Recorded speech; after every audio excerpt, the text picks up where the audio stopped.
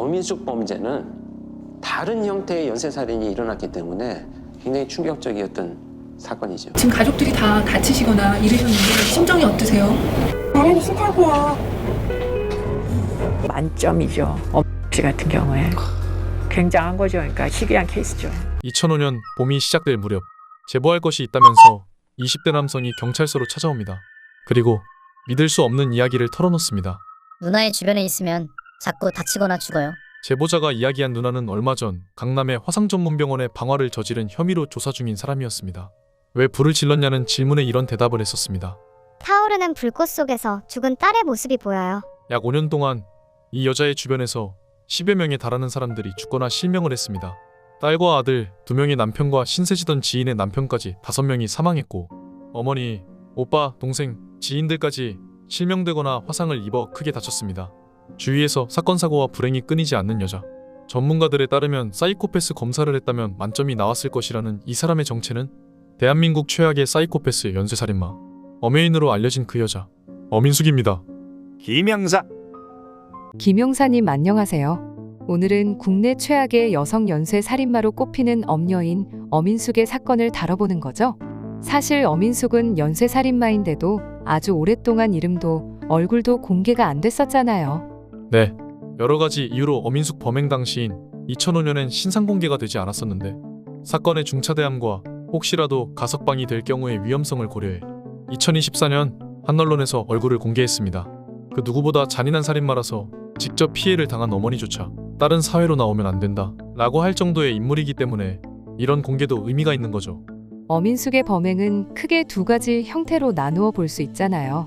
가족들의 신체를 위해하고 살인을 저지른 보험범죄와 금품이나 위기 상황 회피 목적으로 타인에게 위해를 가하거나 방화를 저지른 것이요. 네, 이 사건이 안타까운 것은 보험금을 노리고 가족들을 공격한 동안은 특별히 의심을 받지 않았다는 사실이에요. 미리 알아차렸다면 이렇게 많은 희생자가 나오지 않았을 텐데요. 그럼 시간 순서대로 범행의 타임라인을 짚어보시죠. 1998년 당시 22살의 어민숙은 보험 설계사로 일을 하던 중 헌병이었던 4살 연상의 이모 씨를 만났고 이 씨가 제대를 하자 곧바로 동거를 시작합니다. 양가에서 반대를 하는 바람에 결혼식을 올리지는 못했지만 혼인신고를 하고 법적인 부부가 되죠. 2사람 사이에서는 딸도 태어나게 되었습니다. 이 씨는 이삿짐센터에서 일을 했는데요. 사치가 심하고 허영심이 많은 어민숙의 욕구를 채우기엔 턱없이 부족한 살림이었죠. 돈 문제로 많이 싸웠겠네요. 맞아요. 어민숙은 사치가 아주 심한 사람이었는데 넉넉지 않은 형편인데도 늘 명품만 샀고 남들에겐 허세도 심하게 부렸어요. 그런 어민숙의 허영심은 2000년 2월 2살이었던 딸이 집에서 낙상사고로 인한 뇌진탕으로 사망을 한 후로 더 심해집니다. 딸이 사망을 했는데 허영심이 더 심해졌다고요? 허망한 마음을 채우려고 그런 건지 이 무렵부터 우울증 치료를 받기 시작했고 사치는 더 심해졌어요. 그리고 남편 명의로 상해 및 사망보험을 4개나 들었습니다. 약 한 달 동안요. 이때부터 남편을 해할 생각을 확실하게 하고 있었던 거네요. 얼마 동안 어떤 범행을 저질렀나요? 2000년 4월 1일 어민숙의 첫 범행이 시작됐습니다. 어민숙은 처방받은 우울증 치료제를 섞은 음료를 남편에게 먹여요. 다량으로 섭취할 경우 혼수 상태에 이르고 그 시간 동안 일어난 일을 기억하지 못하게 하는 부작용이 있는 약이거든요. 정신을 잃은 남편을 밀어서 넘어뜨려 뇌진탕에 빠지게 합니다. 그리고 3주 뒤 또 같은 수법으로 뇌진탕에 걸리게 해 남편은 3주간 입원 치료를 받았고요. 이 사건들로 보험금 34만 원을 지급받으며 약 2년간의 범행의 서막이 올라갑니다. 이후 범행이 점점 대범해지죠? 네, 5월 중순에는 똑같이 우울증약을 먹여 재운 뒤 오른쪽 눈을 오핀으로 찔러 실명하게 만들어요. 2001년 6월에는 같은 방법으로 정신이 혼미해진 남편의 얼굴에 끓는 기름을 부어 화상을 입힙니다. 그로부터 3개월 뒤인 9월부터 이듬해 2월까지 흉기로 복부를 찔러 간천공, 장파열 등의 상해를 입혔습니다.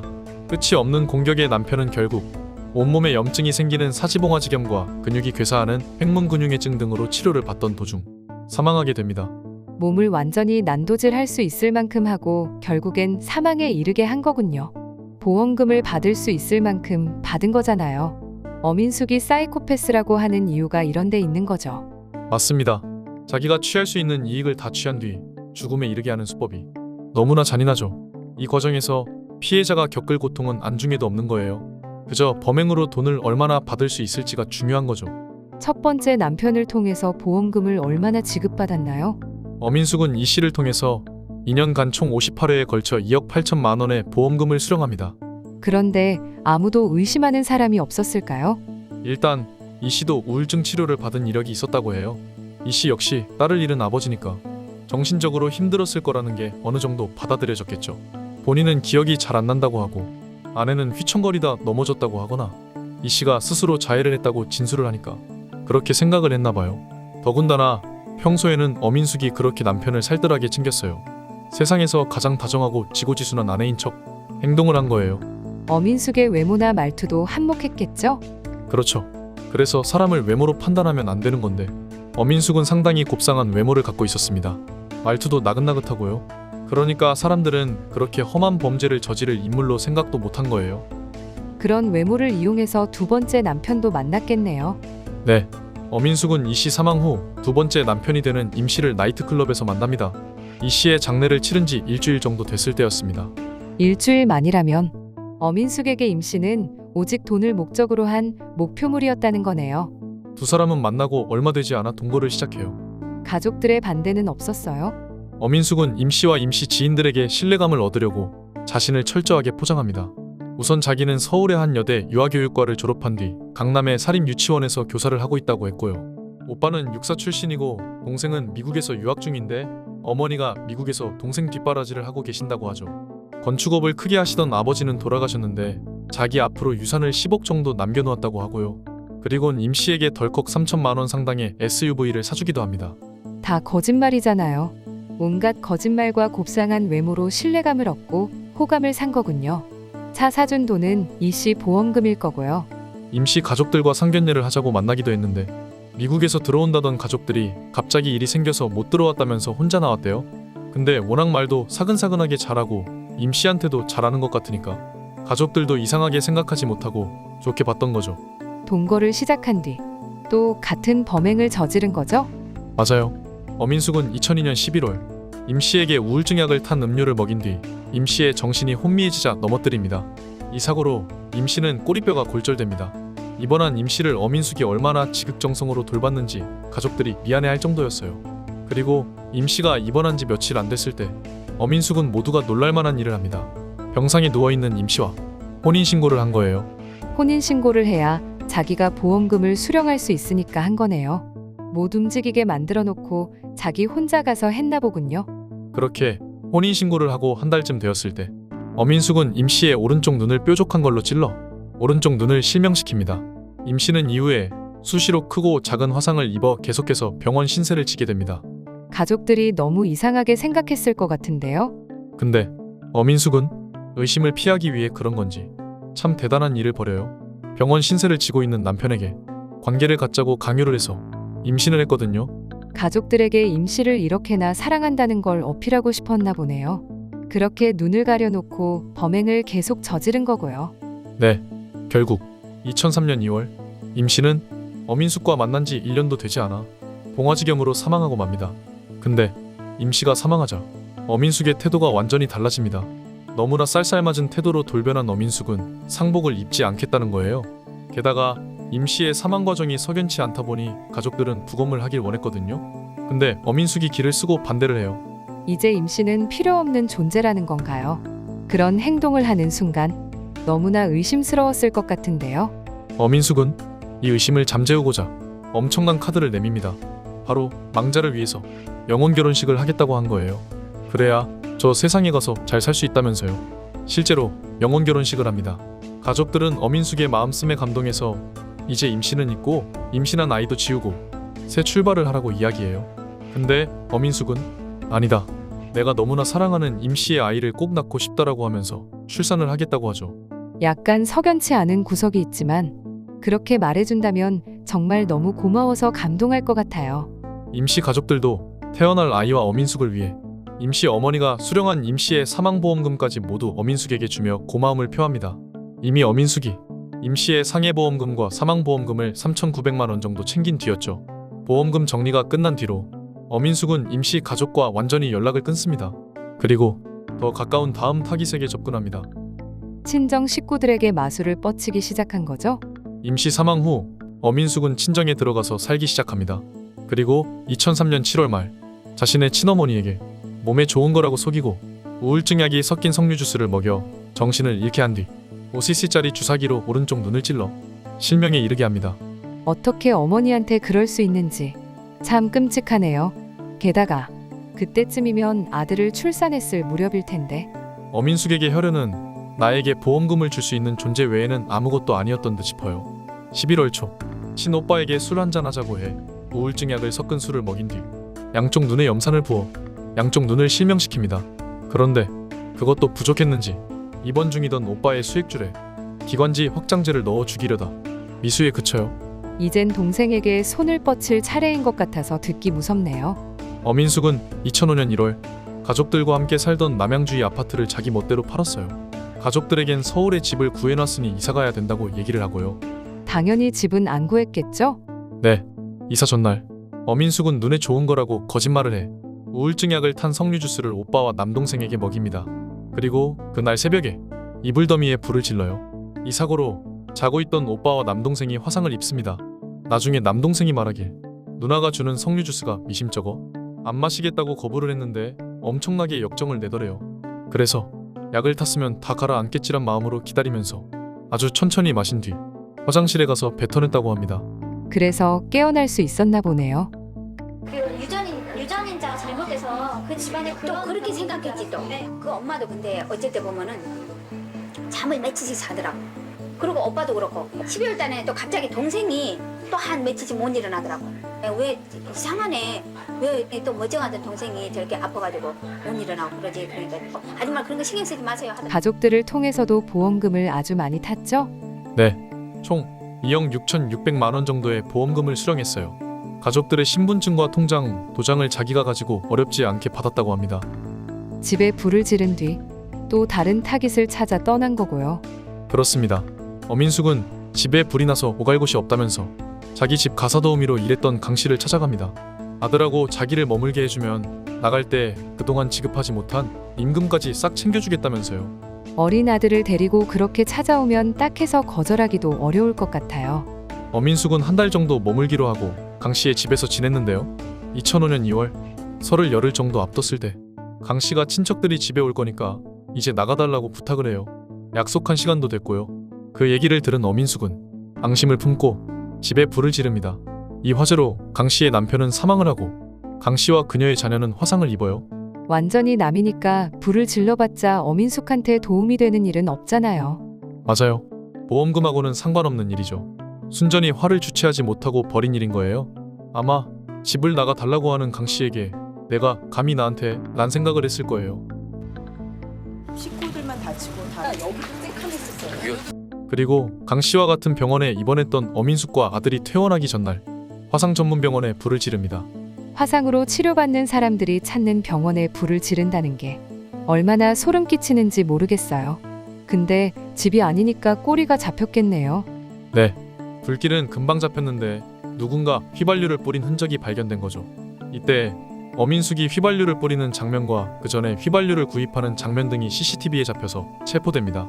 어민숙은 방화 이유에 대해 우울증을 호소하며 불꽃 속에서 죽은 딸의 모습이 보여 불을 질렀다고 말하죠.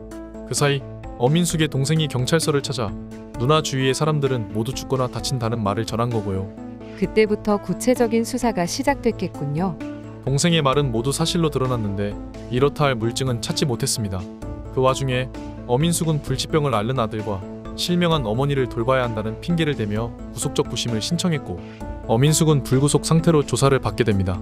주목을 받고 있는 상태니 쉽게 다른 범행을 이어가진 못하겠어요. 어민숙은 방화를 하지는 않고 강도질을 하기 시작해요. 첫 번째 남편 이 씨 입원 당시 알게 된 여성 유 씨를 찾아갔고 딸기에 우울증 약을 섞어 먹게 해 유 씨가 정신이 혼미해진 틈을 타 신용카드와 현금카드를 훔쳐 500만 원 가량을 갈취합니다. 점점 마구잡이로 범행을 저지르는 것 같이 보이네요. 한 달쯤 뒤 아들과 같은 병실에 있던 환자 A 씨의 여자친구 전 씨와 친해진 어민숙은 전 씨와 같이 A 씨 카드를 쓰고 다녔는데 A 씨 가족들에게 전 씨가 어민숙 혼자 쓴 것처럼 책임을 미루려고 하자 화가 나 전 씨를 해치기로 합니다. 어민숙은 전 씨에게 우울증 약을 다이어트 약이라고 속여서 먹게 한 후 정신을 혼미하게 만든 뒤 핀으로 오른쪽 눈을 찔러 실명시킵니다. 그것도 모자라 이틀 뒤 병문 안인 것처럼 전 씨의 병실에 들어가 수액줄에 불상의 약물을 넣어 죽이려고 했으나 미수에 그칩니다. 그리고 마침내 2005년 4월 19일 전 씨의 제보로 어민숙은 체포됩니다. 그런 일을 저지르고 아무렇지 않게 있었나 봐요. 경찰이 집을 찾았을 때 어민숙의 상태가 좀 이상했습니다. 한쪽 눈에 초점이 전혀 없던 거예요.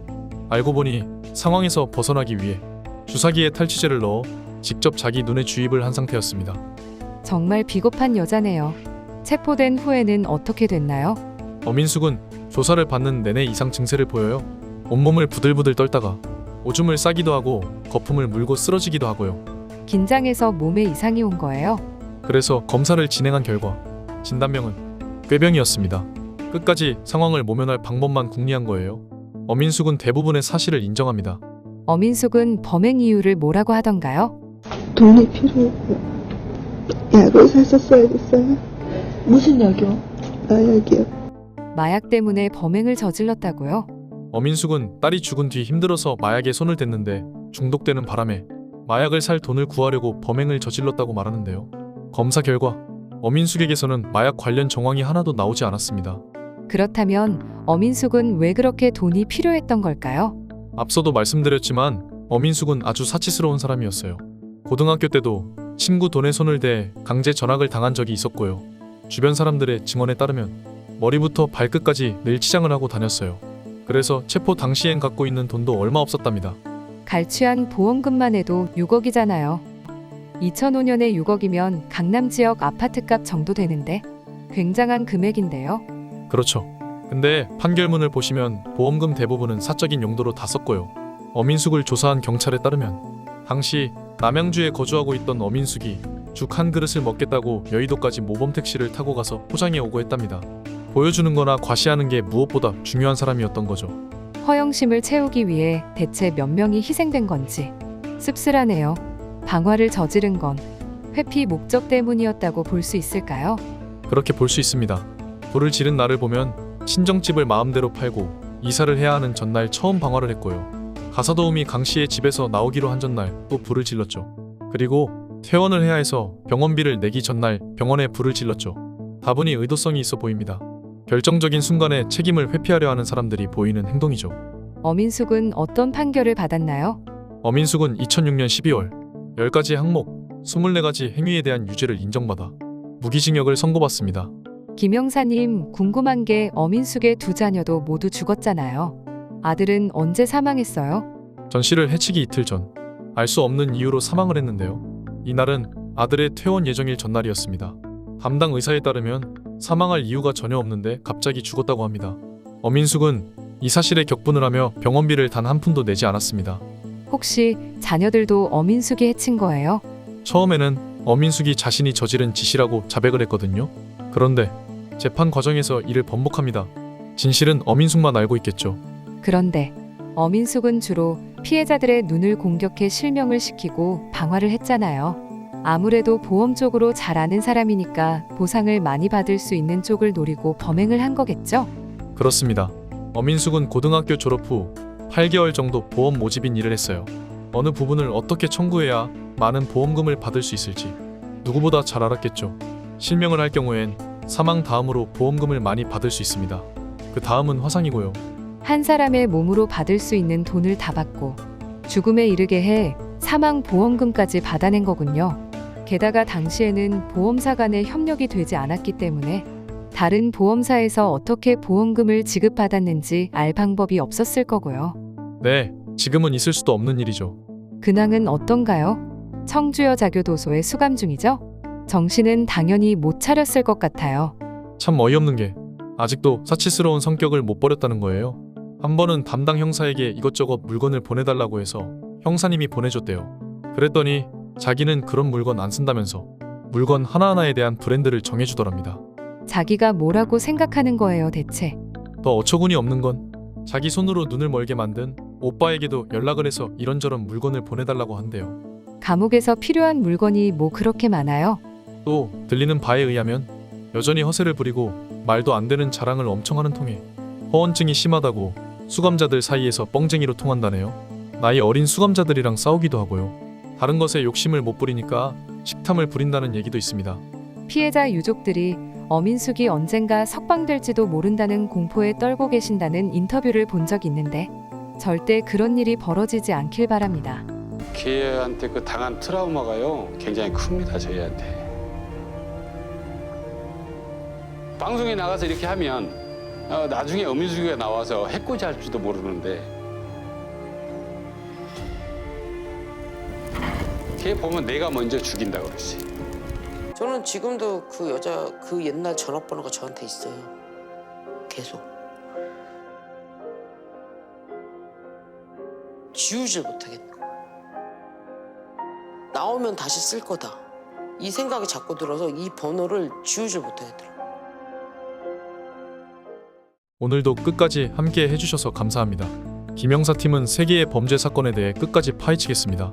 구독을 해주신다면 또 다른 사건을 만나실 수 있습니다.